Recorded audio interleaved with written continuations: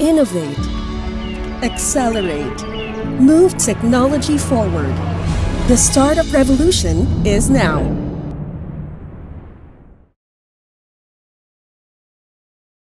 Hello, everyone, and welcome to the one of the most exciting sessions of the Philippine Startup Week 2022. My name is JP, and I am your MC for today. This week brings together the local startup community, and a special thank you to DICT, DTI Philippines, and Kubo Innovation Hub for making this week come together in the way it has. Today, we are excited to bring you Qubit Solutions with their special guest speaker from Hirmi Consulting, all the way from Australia, who will talk to us about cloud computing as a key enabler for startups and small to medium enterprises. Let me talk about the main organizer for this event and who Qubit Solution is. Qubit Solution is a partner of choice and advisor for small, medium enterprises and technology challengers. We provide cloud migration and application modernization, business process outsourcing, and consulting services to international markets with our base in the Philippines. Their industry experience, ecosystem relationships, and business focus enables us to help businesses achieve digital transformation, uncover value, and design sustainable solutions to meet our customers' needs with agile and scalable operations for the future. With that, please enjoy the short video and introduction about Qubit Solutions.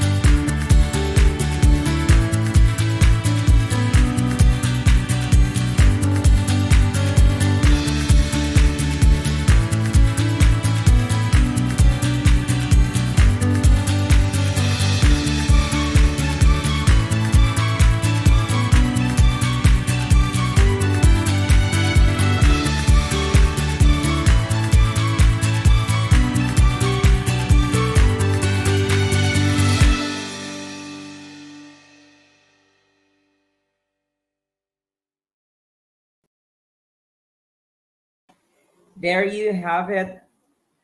Well, I hope you enjoyed the video of Qubit Solutions, a nice suite of offerings to select from. Check them out at www.qubitsolutions.io. So, before we kick off, we would like to keep this session interactive. So, please ask away because it might be a question that someone else in the audience may be thinking about asking as well.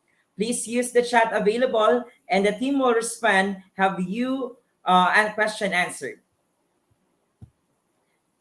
Here we have the agenda for today. We have 7 parts to this session, and each has subcomponents.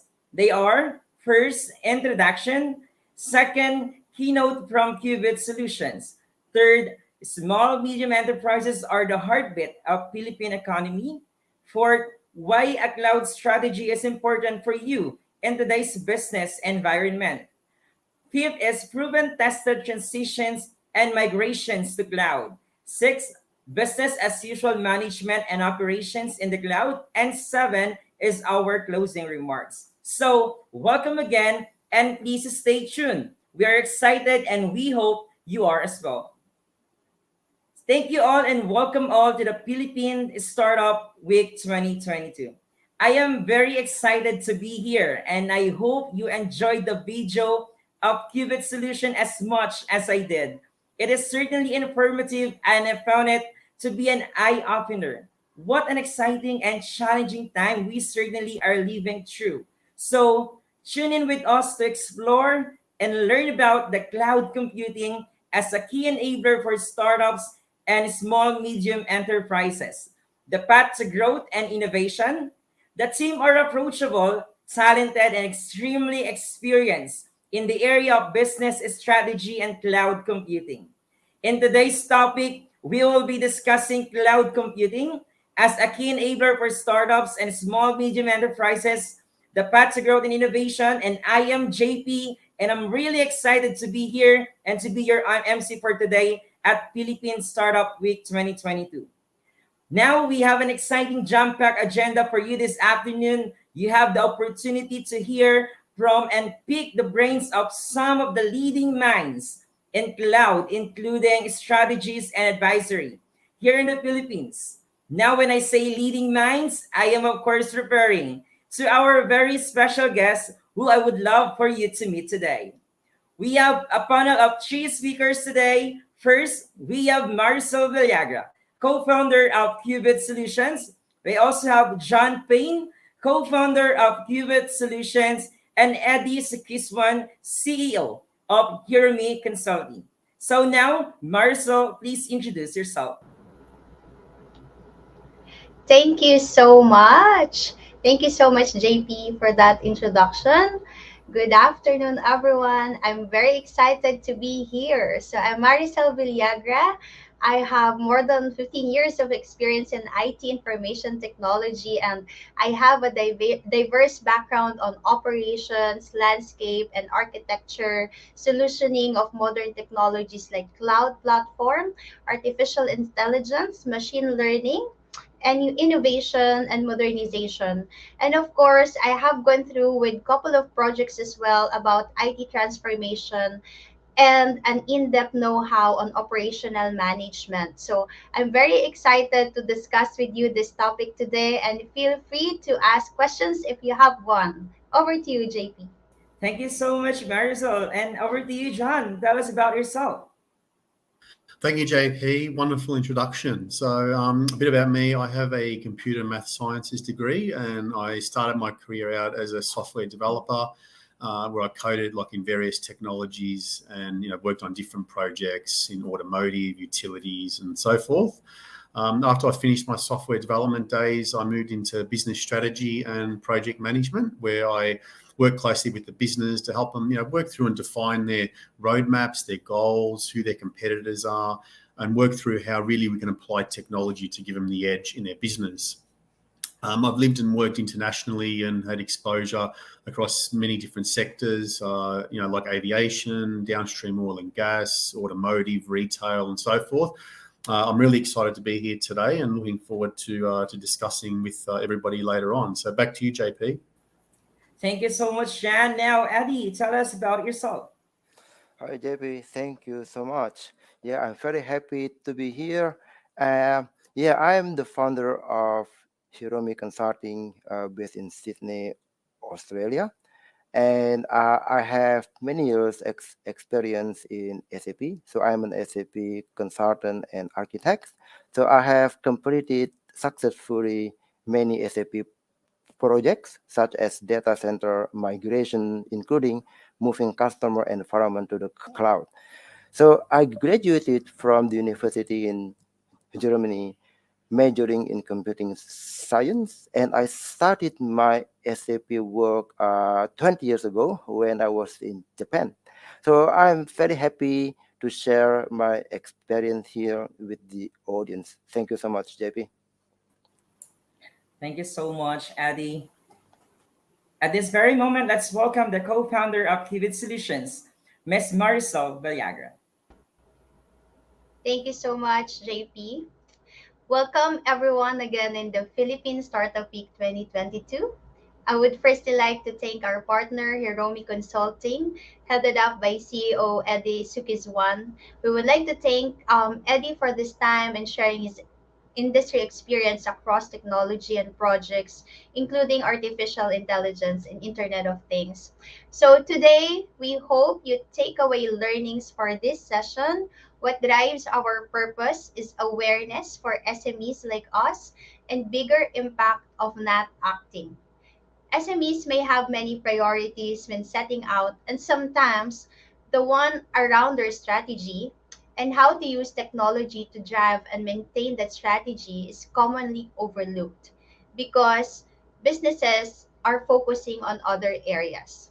So, for today, our motivation of what drives us to do this is giving back to the community, sharing our experiences, providing tips and tricks, and understanding some of the risks that play and what we have experienced on our previous implementations and projects. Our aim is to make a larger impact on society and do our part to create sustainable living world for us right here in the Philippines. Thank you so much. Over to you, JP. So much, Marisol. So, welcome everyone again to the Philippine Startup Week 2022. I would firstly like to thank our partner, Hirame Consulting, headed by CEO Eddie Sikiswan. We would like to thank Eddie for his time and sharing his invaluable industry experience across technology projects, including artificial intelligence and Internet of Things. Today, we hope you take away learnings from this session. What drives our purpose is awareness for small, medium enterprises like us, and bigger impact of not acting. Small, medium enterprises have many priorities when starting out, and sometimes the one around their strategy and how to use technology to drive and maintain that strategy is commonly overlooked because focus is on the other areas. Our motivation of what drives us to do this is giving back to the community, sharing our experiences, providing tips and tricks, and understanding some of the risks at play that we have experienced. Our aim is to make a larger impact on society and do our part to create a sustainable living world for us right here in the Philippines. So thank you and enjoy. So, the economic landscape in the Philippines and in fact globally has changed and is different from what it is prior to COVID 19. This has been caused by profound changes like COVID 19, where business, people, and economies around the world have endured different forms and lengths of lockdowns. The Ukraine war that has created economic destabilization in the European continent and has spread globally, putting downward economic pressure on a global scale where recession clouds are looming.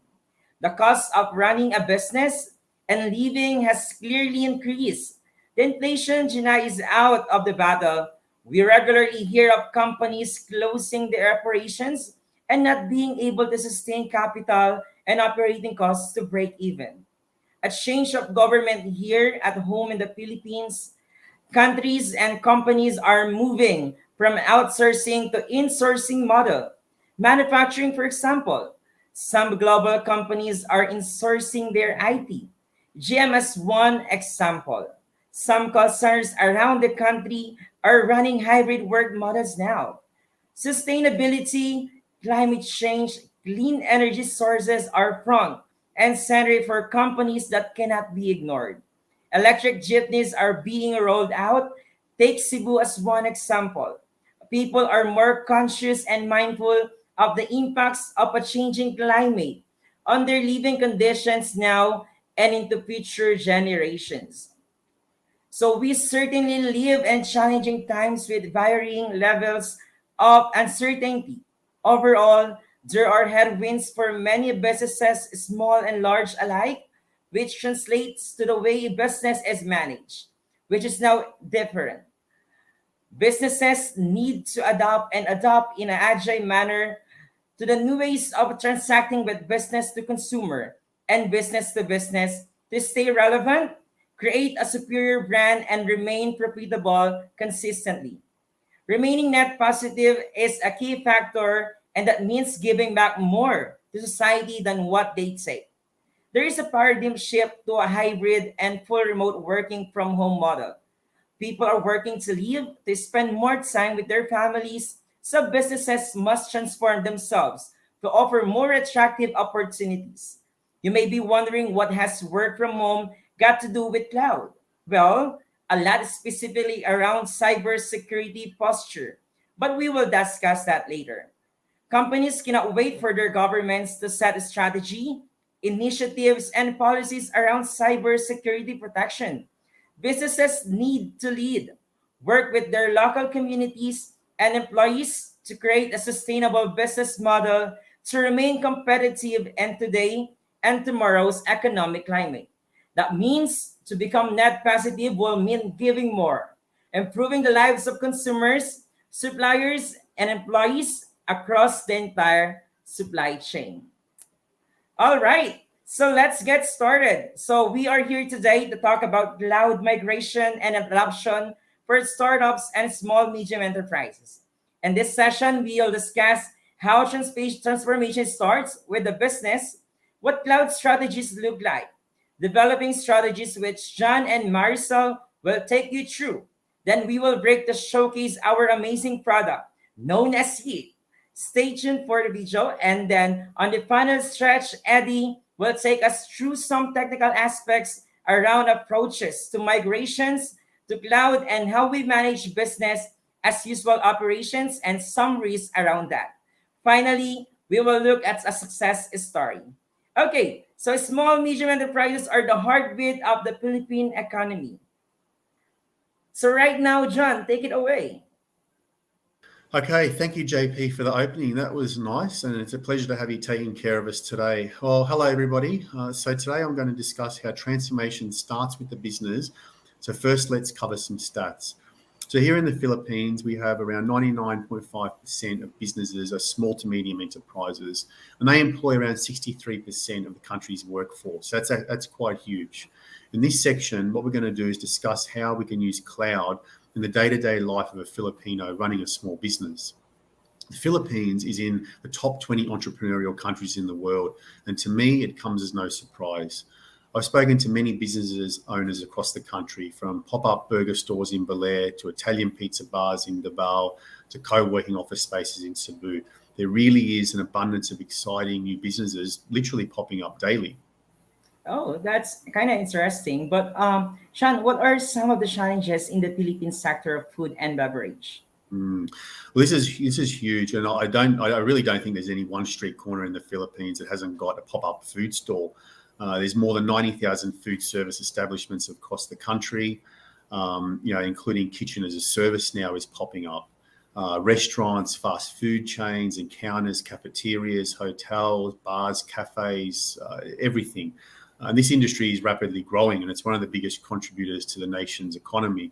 It makes up, about half of its manufacturing sector and contributes around 24-25% of the country's GDP. So when you add that with, the GDP roughly of business process outsourcing, which is roughly around another 13-14%, it takes you to, nearly 40% of the country's GDP are on two pillars. So, when we look back at some of these businesses I mentioned earlier around the pop-up burger stores, pizza bars, etc. Most of them just all belong to food and beverage sector, which is not surprising. So, the love of food here is out of this world. But I think one of the key things is traditional value creation models in this sector have really been disrupted because digital has empowered consumers across the country by giving them full transparency, choice, and convenience. And what's interesting is even new technology is enabling new entrances to come into the market with really unorthodox and very non-traditional models to address consumers' changing needs and desires. So, you can actually have a look at Perfect Day and Impossible Foods, check them out, and they're examples of that. So anyway, back home here in the Philippines, there's concerns raised by local food and restaurant industries, including the lack of vital information channels, logistical channels that hamper the delivery of quality food ingredients across the country. And let me just touch on that a little bit around logistics and what I mean by that. Let's take the distance from Baguio City and Manila to Baler in the Aurora province. So every day, trucks will run to and from the province with produce, and it will take a truck, roughly around 8 to 9 hours to travel that distance. It doesn't come without its challenges. I mean, we just had a typhoon here, less than 2 weeks ago, and some of the roads were flooded there, right? So we've got traffic issues, delays, and so forth. Those delays, fundamentally impact produce, either making it on time or making it in an edible and non-spoiled state. So you can see this is just one example as to how the industry, struggles to take preventative actions to ensure food safety for people. Another point to note is around cross-contamination of food during production and the ability to predict food safety hazards and compliance throughout the supply chain process. And food disease is common across the globe, and it's nothing that the Philippines is immune to. All right, thank you so much, Shan. But right now, let's have a closer look and see how this industry has turned to technology for help in both managing and overcoming some of these challenges. Yeah. So, firstly, my first point is that every business problem has its own solution, right? So, broadly speaking, here just about food and safety and quality. And the first time I'm going to mention this is big data and what big data is and how it can play a major role in revolutionising this area, right? Since we touched on some of those challenges faced here. So big data is around pulling all different types of data sets from different systems and pooling it into one area and giving you the ability to actually mine that data, have a closer look at different statistics and metrics, and then take corrective action on that. So, the food supply chains here are very complex. So it's more vital than ever to develop new tools, right, for maintaining and monitoring that food safety. And you need to remember that, any contaminated raw food or product, can quickly be transported around the country, long distances to many locations. Okay, but so what are some of the techniques using big data and how do they have the potential to improve food safety? Yeah. So what I'm going to touch on is, what's called IoT, which is Internet of Things, and smart sensors for monitoring and tracking shipments. So, the barcode you see on products only have limited capability of storing data, right? So this is where we look at RFID tags, and they come into place. This is really interesting because you can store lots of different production data, batches, dates, weights, sizes, many things, just to name a few.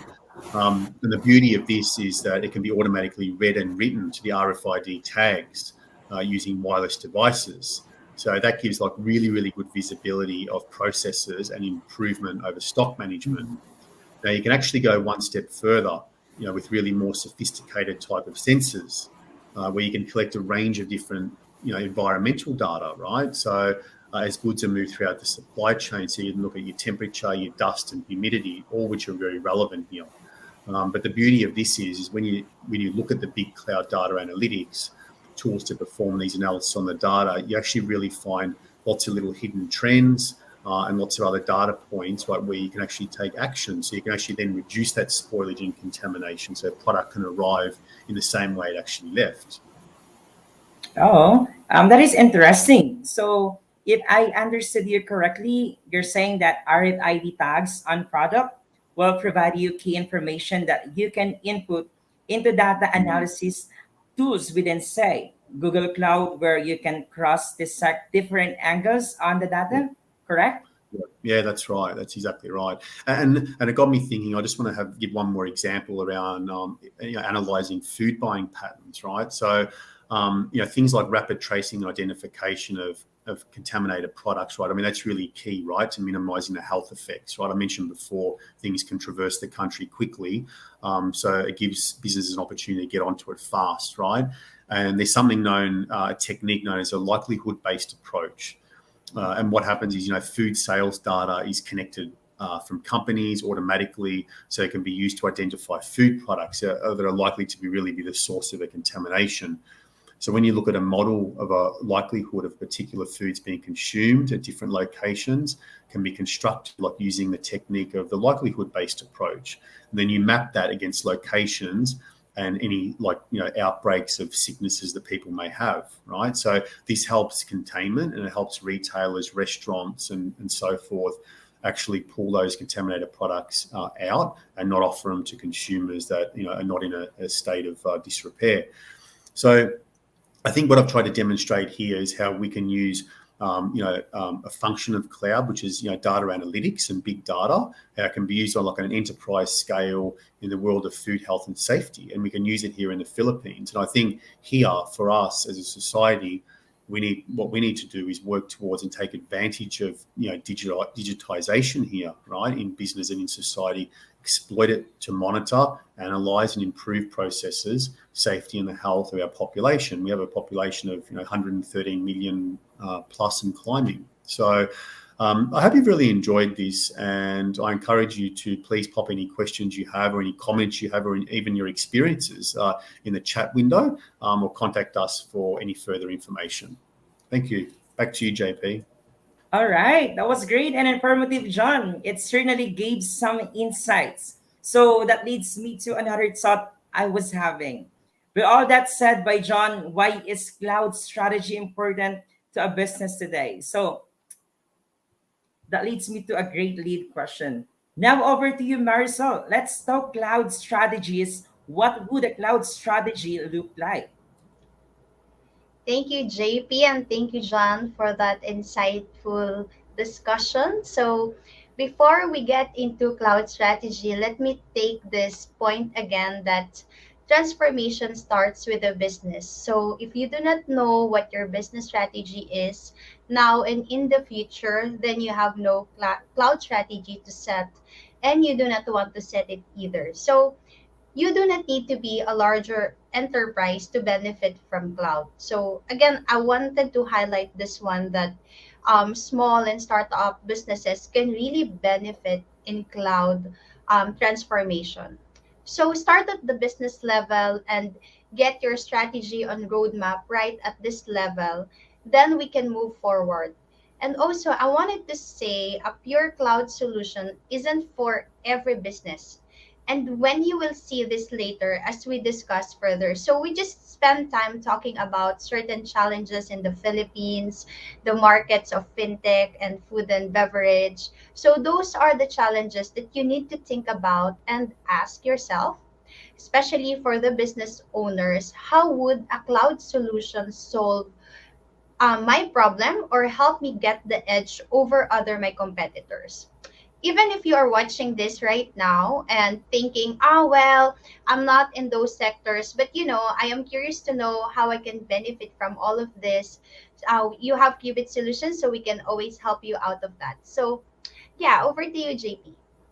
Okay, so before you continue, Marisol, thinking about your statements around business and cloud strategy, if a business chose to adopt cloud in full or in part, what are some of the benefits that could open up to them?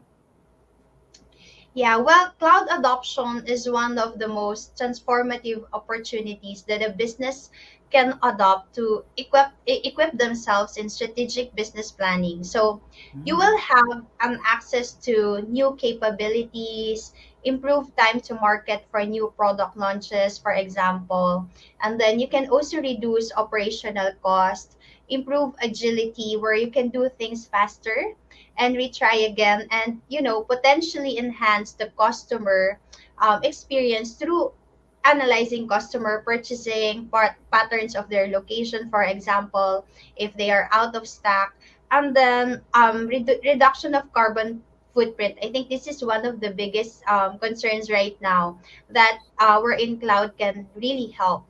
However, cloud introduces, certain risk which must be considered, and these risks needs to be identified and assessed at an early stage of our journey, and it has to be properly remediated. So the reputation risk often arises when sensitive data such as a client data or the client information has been leaked. So such leak is usually not caused by a deficiency from a cloud provider itself, for example, but most of this one are actually caused by misconfiguration of security settings, insufficient monitoring, inappropriate access rights, or sometimes insider jobs, right? So, in today's current economic climate, consumer demands have shifted already. And companies are having to deliver more and take less. So this is where the intersect between careful planning, of the alignment between cloud and the business strategy and the processes. And of course, a cloud strategy cannot only consider migration, but it needs to carefully consider the risk, the security, the disaster recovery aspect, the recovery. The approach will be different when you are migrating existing systems to clouds as opposed to the new systems from scratch. So we can actually discuss that further later, JP.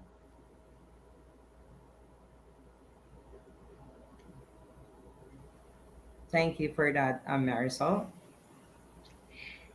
Yeah. And also I wanted to add as well that there are different type of cloud options. Primarily we have, you might be hearing private clouds, public Mhm. clouds, hybrid clouds, and multi clouds. And then you can also hear discussions about IaaS, PaaS, and SaaS. So these are infrastructure as a service, platform as a service, software as a service. So these are the terminologies that we are using in cloud. But these are like technical terminologies that you can have it taken care of by a third party vendor. But of course, these are the things that are very important. So there are different strategies and many different paths that needs to be considered, as I mentioned a while ago. But you need to remember that a cloud strategy will need to take into account, primarily the visibility, the cost, the availability, the security, and the business strategy that you need to consider, mainly when you are looking after agility, flexibility, the choice of the product, and also the productivity of the people. So there are two opposite ends, and on the scale that you need to get perfectly aligned. So, for example, here in the Philippines, right, a government will not put sensitive data into a public cloud itself or outside of the country. So they may opt to do a private cloud hosting in that instance.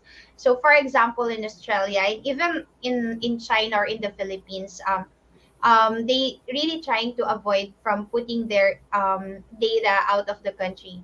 And for example, in Australia, a major state government has created their own private cloud with a primary and secondary data center. And on the flip side, a major global mining company that had two private cloud centers in the United States is now moving their workloads to a public cloud provider.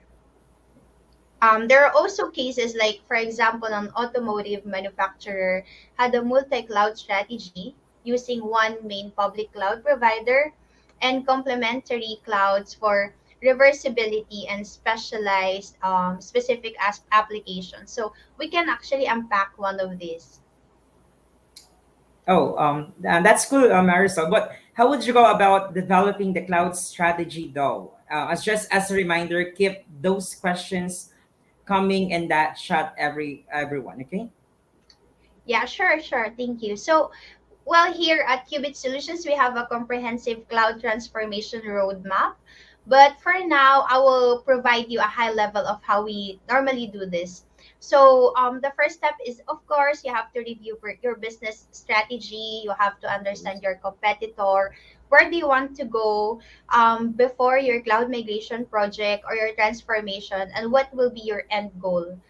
And then the second one is we will be doing discovery and evaluation exercise.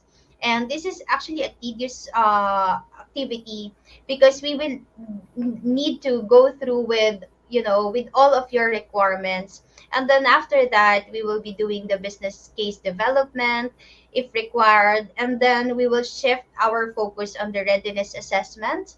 Like if your infrastructure or your systems is actually ready to be moved to cloud. And lastly, as part of the journey as well, we will do the cloud adoption and migration roadmap and establishing the standards. So what I'm trying to say here is that, Qubit Solutions is your partner of choice. Is that this cloud strategy, and you just have to always think that you need to be adaptable and ready to change because the strategy in businesses now isn't for 5 years anymore. So the long term solution sometimes we think about 5 years or 10 years down the line, but because of the changes and all the growing and emerging technology that we have right now, you need to be looking at your strategy every 6 months and start reassessing it. So that's my advice actually. Over to you, JP. Well, very well said, Marisol. Thank you so much. And you covered some valuable areas of interest. So I'm sure there will be some questions. Please get them coming in the chat window, guys. So remember that your business strategy is key and an important ingredient to a business, but needs to be understood as a key component into setting your cloud strategy or any IT strategy for that matter, not just cloud. I think that is something that Marisol can most certainly help with. So please put your questions in the chat window. We want to hear from you. Okay, with that said, and I would like to share a small introduction video to a product that Qubit Solutions has been developing, known as YIT. Take a look, this is interesting.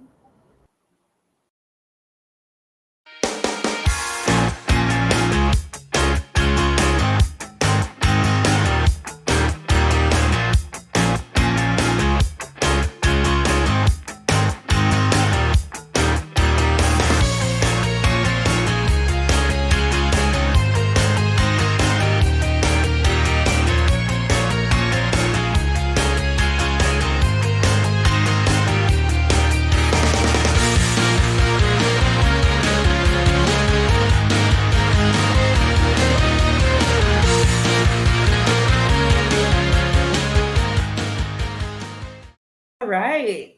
That was certainly interesting. Yid, I love the name. Tell me, Marisol, what does Yid mean, and tell us a bit more about what it does. Yes, thank you so much. I hope you guys enjoyed that quick snippet of that video. Of course. Okay, what is Yeet? So Yeet is an application wherein it can help you manage your contact details, social media accounts, and then you can connect it to your preferred payment option and maintain any other links that you want to share using our Yeet app. So you don't need to worry of missing important moment just because of one wrong spelling in your social media link. So Yeet help users to be able to share information in any condition, anytime, and anywhere. So you can share your information with a tap, scan, and you can send your information as well directly to the recipient. So share your contact details, social media, website, payment apps, files, videos, and more. And if you wanted to test it, you can download our application in Google Play or Apple Store and set up your profile. So tap one of our smart products to an iPhone or Android using an NFC activated technology to share without them needing an app. So share your digital information easily. Yeet is a one tap for all walks of life. So tap, share, connect with Yeet. Thank you. Thank you so much, Marisol. And let's move on to the next question. So, Eddie, You're going to talk us about how migrating to cloud, roadmaps, and how it all happens. I'm excited. I want to know more, and our audience wants to know more too. So, no pressure. Let's get going. Over to you, Eddie. Hi, JP. Thank you so much. Yeah, I'm also very excited here. So, yeah, to answer your question, so let's assume now that your strategy is set. So, I guess the next step in the journey is to work through what technology you need to get to the endpoint in your strategy. So, that is where on the next slide, we will show you our step to get you there. So, this will derive to what I mentioned before, whether you adopt a public cloud, private cloud, hybrid, or multi cloud. So, in my opinion, moving to the cloud is like moving to a new house, right? So, there are things that you want to take with you. There are also things that you don't need anymore, and that can be tools or donated. But there are also things that you want to replace. So, likewise, in the cloud adoption process, you would need to answer the questions such as why are we moving to the cloud? So, what are the business motivation? So, is it innovation or is it migration? So, this lead to different options such as retain, and this can be either rehosting or re-architecting, replace or retire. So your business case could be driven by your hardware being end of life or not scalable for your growing business. That may be a candidate for rehosting in the cloud. Or you have an old version of the system that is difficult to maintain or update, and you want to replace it with a SaaS solution. Then this provides you with the opportunity to take advantage of what cloud has to offer as your business start to grow.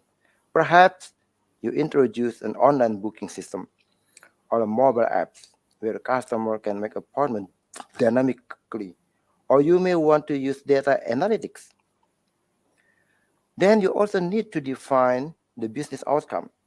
What is the success definition for the business? And define the KPI to measure the success. So cloud adoption journey is a continuous process. You may start with hybrid cloud model where some of your application run on-prem and some are in the cloud. And you slowly move everything to the cloud. Or you may choose a different cloud provider for certain application. And this will be the multi-cloud model. So, as I said, this is a continuous process of discovery, plan, execute, operate, and rediscover again. Okay. Eddie, let's say I know nothing about cloud and I don't know where to start to implement a small business solution. Where do I start? Yeah, I would like to show you in the next slide. So, as I mentioned before, that a cloud adoption process is a process of discovery, plan, execute, operate, and rediscover again. So, the first step that you will do is you start with discovery and evaluation phase. So here you discover business case for the cloud. That is the business motivation, as we mentioned before. So you define your business outcome and KPI to measure the success. And you evaluate and map the current business processes and application to system. So, for example, what business processes and application running on what system? You also evaluate the current IT landscape, such as how many systems do you have? Then you develop the cloud strategy. In this phase, you can already start with the initial assessment of the potential cloud providers and vendors. And I think it is also a good idea in this phase to start a small scale of proof of concept, right? To understand how the cloud works. So after that, you move to the next phase, which is the planning phase. So, and planning phase is a very important phase. And there is a saying that says, if you fail to plan, you plan to fail. So this is very important. So here you do the readiness assessment check for the processes, organization, and people. So it's not only your business, but also your people must commit and ready to take the journey with you. So then you prepare the migration roadmap, you develop the cloud architecture and the build sheet. You establish standards. So there are many reference architecture provided by the cloud pro- providers such as AWS and Azure, and they are free of charge. And you review your current IT assets and you develop your runbook and the cutover plan for the project. Also, you can get a vendor to support your journey. And it is also very important in this phase that you engage stakeholder in a regular meeting for the planning. So once the planning is done, then you move to the execution phase. Yeah. So here you execute the project. So here you once again review your runbook and your cutover plan. So again here, very important that you engage the stakeholder in the regular meeting for the status update, right? Because they want to know where we are now. Then you start the migration according to the plan. So let's assume now you already live in the cloud, right? So now you already started operating your business from the cloud. So, but it is important that you keep monitoring your business outcome, measuring the KPIs, and monitoring the solution. And also, very important that you perform the cloud optimization and automation. So, at the beginning, the road may be bumpy, but it is important that you do a continuous improvement. Here, you measure, evaluate, optimize, and stabilize your cloud environment. And at the same time, you can go back again to the rediscovery phase to rediscover things that you still want to migrate, improve, or innovate. So this process goes on in the loop. Back to you, JP. All right. But I have a question. Cyber crime is top of mind nowadays, and a price asset of cyber criminals is data. So, with so many attacks on the rise and small medium enterprises being vulnerable, how can a business take advantage of cloud to secure their system properly and provide peace of mind to their clients that their data is protected? Yes, that's right, JP. So implementation of a strong security mechanism is usually an expensive investment, right? So companies who host their IT infrastructure on-prem, they must invest in hardware, in software, and they must ensure that they comply with the security regulation and requirement. Furthermore, they also need to hire security experts to manage all of this. So the cloud computing has changed the paradigm. So the technology is already there in place, provided by the cloud provider. So customer don't need to hire security expert to manage this. So it is all taken care by the cloud provider, and they are also compliant for its country. So small and mid-sized enterprises now can enjoy the security protection which was usually only affordable by large enterprises. All Over to you, right. JP. Thank you so much, Eddie. I really sense your passion and wealth of experience in the planning, execution, and optimization in cloud and on premise. I'm sure there are questions about what Eddie has just presented. Please post your questions in the chat box. Okay, so now we are on the home straight. The next area is an interesting topic because it relates to how your systems are managed. So they stay available 24 by 7 without a system being unavailable. But as a reminder, please stop your questions in the chat box. This is one of the most important discussions we are about to have. Let's kick it off and go back to Ice. But go ahead, Ice. Thank you so much, JP, again. So, yeah, I think the question here is that what are some of the things that can really happen in operations? And, there are a lot of things in the operations that can be avoided, but there are also a lot of things in operations that can just easily get haywired, right? So, maybe I'll just give you a couple of examples so you can really imagine how chaotic sometimes is operation. So if you're gonna take 2014 IT outage across the Philippines during an IT system upgrade of one of the major restaurant or major food chain in the Philippines. So it caused a huge disruption on their operations, and the problem caused 70 plus stores across the nation to abruptly go offline, and it causes slowdown across the supply chain.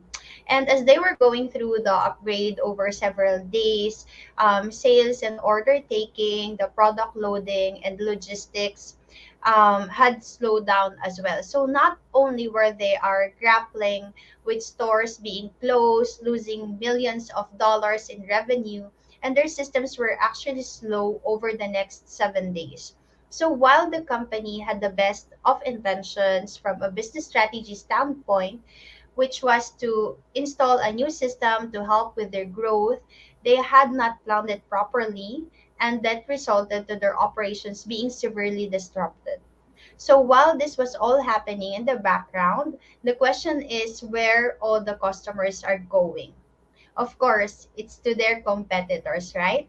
Then another example that I wanted to share with you is that way back November 2020, during the height of the pandemic, there's a live stream session of a Senate budget debate in Manila in the Philippines, and while it's being in progress, the internet connectivity was abruptly cut during that session as well, and it interrupted the rhythm and the focus of this very important meeting.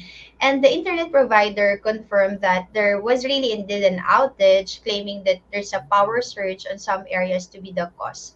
So the Senate was postponed for around more than 20 minutes. And think about the money lost across the wages during the time and the rhythm of the meeting. And of course, it's a very important meeting, right? So and apparently, some of the senators have been complaining as well about unstable connections during the week prior. So, no doubt that they have probably lost some of their consumers as well. So, one also that needs to question is about or consider is about disaster recovery to ensure that there's always a business continuity across your platform. So yeah, I think these are the things that you need to always consider when you are preparing your systems to business as usual or during your operation mode. Over to you, JP. All right. But how does a company ensure their services, say their website, for example, are available to consumers? Yeah, good question. Thank you so much. So I'll take that example because website is pretty much common for most of the businesses, right? So Mhm. sometimes it's very difficult for business owners to understand the technical aspects of this one. So that's why we have like third party like us to actually really help businesses who wants to do the transformation. So what I wanted to say on this one is that let's say you are an e-commerce business, right? Your website is your shop front. If it is down, consumers will go elsewhere. Right now, the biggest e-commerce or platform solutions that most of the Filipinos are using is actually Lazada and Shopee, right? And if one goes down, definitely the consumers will go to another competitor. Some may wait and some won't, right? So, Yeah. and consumers are really get easily frustrated with this kind of stuff. So, to try to keep your website 100% up and running 24/7, 365 days a year, you need a highly available IT environment. So now in the example of the website, you can host that anywhere that suits you best, but you just need to make sure that you have a backup of your website and your database should be and it should be there should if there should be an unexpected situations that happened, and believe me, most of the time it happens, so you have to be really ready on that kind of situation. Got that, Marisol. But what does highly available mean? It sounds very important.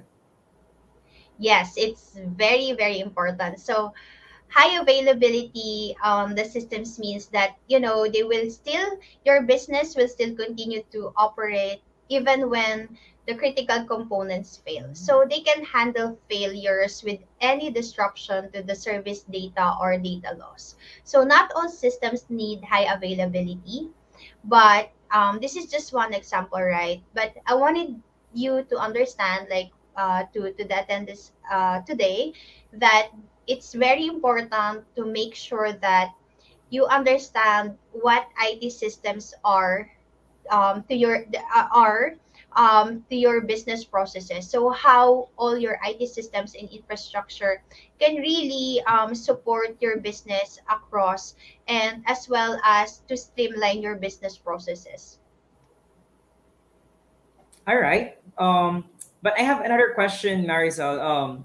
What about cyber security? Eddie discussed this earlier, and I would like your view on this topic and its relevance in operations.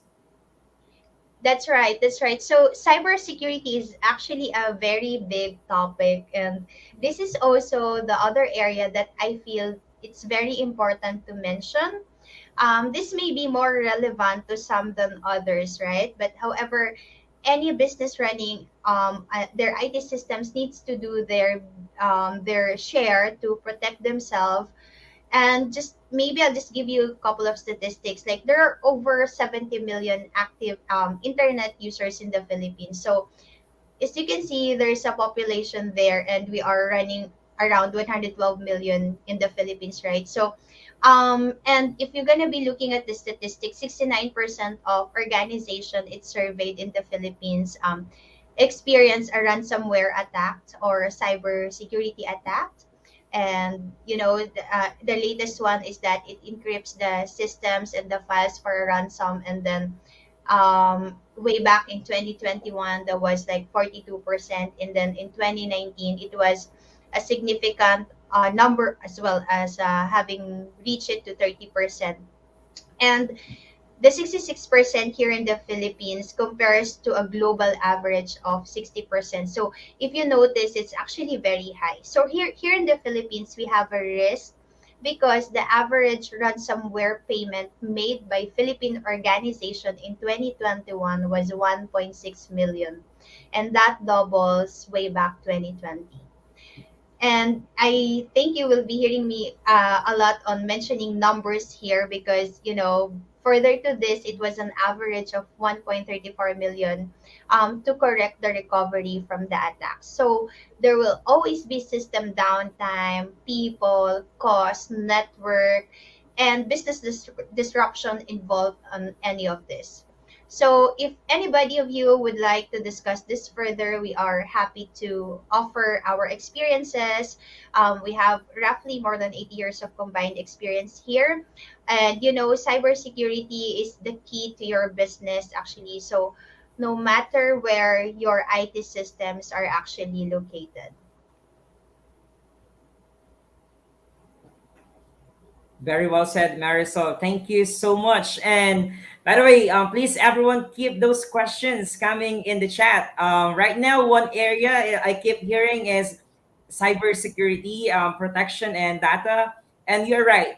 The risk is high for Philippines businesses, and we need to really make sure that we have skilled cyber resources and our systems are set up and maintained to deter cybercrime. So, the very last topic of the day, stay tuned, everyone, is a success story.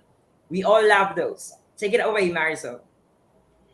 Thank you. Thank you so much again, JP. So, yeah, maybe I will pick a very relevant success story that I have personally witnessed, and also couple of projects that we have been working on before. Let me take a good example, especially on COVID-19 and during pandemic. So, the relevance of cloud in COVID-19, right? So, pivoting in a crisis to protect lives on one of the Asia's largest healthcare provider, and that helps them change and accelerate the medicines and medical supply to get to all those who need them.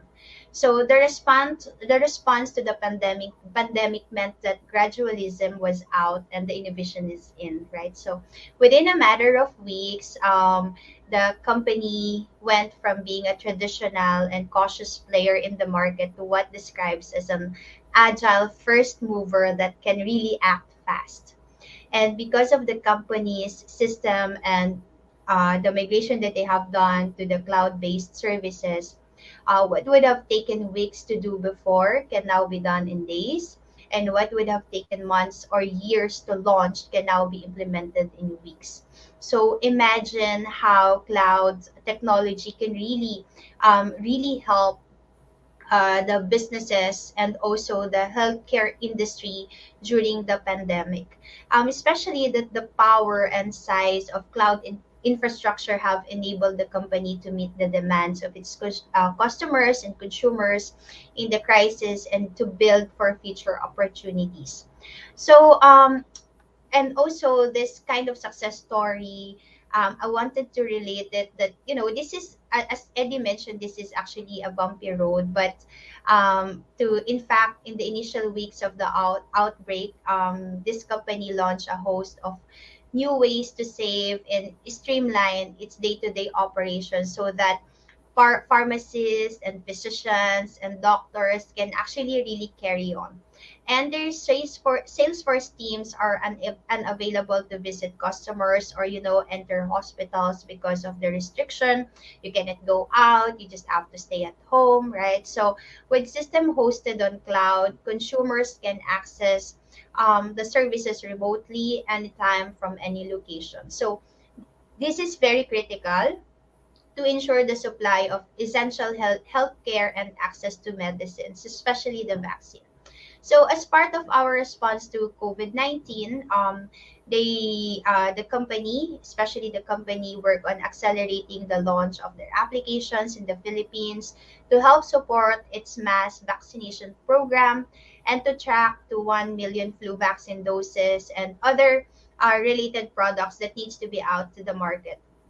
The solution can support rapidly growing requirements, and long after the pandemic is gone, many of the innovations and solutions developed during the COVID-19 crisis are likely to have a lasting effect, and these digital solutions will be invaluable to patients and will become our core to making healthcare more accessible across different industries and across the people. So that's all. Thank you. Well, we are nearly at time of this session. It was a pleasure to hear from some of the brightest minds in the industry. Their experience is a comforting factor to know you are in good hands because no matter how small, large your business is, setting your strategy and using technology to aid in the execution of that strategy needs careful planning, execution, and control. I quite like the discussion around cybercrime, security, and data protection as well. That is an area that all businesses needs to be aware of considering the high rate of attacks here in the Philippines on small business. Take it away, guys. Thank you. So we're almost finishing our session for today. I would like to thank everyone for listening to us today. And thank you for posting your comments in the chat window. We will continue to answer all your questions. And for those who would like to know more about us, please visit us on our website www.qubitsolutions.io or contact us via our phone numbers listed on our website. And it's very it's a great to be here, and we are very happy to be part of this event. We are a proud startup as part of the Filipino community who promotes diversity within our workforce, and we encourage our team to bring forward ideas for ideation and innovation that we can share with our customers to help them with their business strategy and journey. With that, thank you so much, everyone, for your time today, and have a wonderful day. Over to you, Jake. Well, thank you everybody for attending our session today. I have learned so much, and I hope those that tune in to us have as well. Well, with that said, I bid you a good evening. And thank you, Marisol, John, and Eddie, and the wider team that have made this possible today. Bye Thank for you, JP. now. Thank you. Bye bye. Thank you, JP. Bye bye. Thank you.